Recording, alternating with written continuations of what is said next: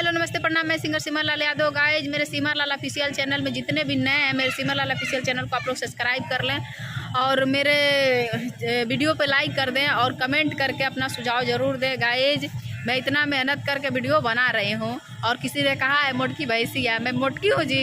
चलिए जो भी कहे, अपनी बहनिया को अगर मोटकी कह दीजिए क्या दिक्कत है। देखिए गाइज मैं क्या मोटी हूँ, आप लोग देख के बता सकते हैं। देखिए गाइज मोटी हूँ।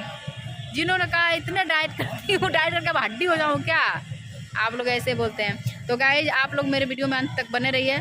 और मैं बात कर रही हूँ, अब हंसी मजाक वाली बात छोड़ दीजिए, जिन्होंने जो कहा उसे कोई मतलब नहीं है। तो गाइज ये तूफानी लाल यादव और सोना पांडे जी का ब्रेकअप हो गया। और देखिए तूफानी भैया 45, 46, 60 साल के हैं जी। मेरे भैया मुझे नहीं पता है, 60 साल के वो हो चुके हैं। अब क्या शादी करेंगे वो? ऐश मौज करना है, ऐश मौज। वो भी ऐश मौज वैसे नहीं करते, उनके पास डॉगी है और डॉगी के नाम इस पूरी प्रॉपर्टी वो डॉगियों के नाम कर दिए हैं, जिसका नाम है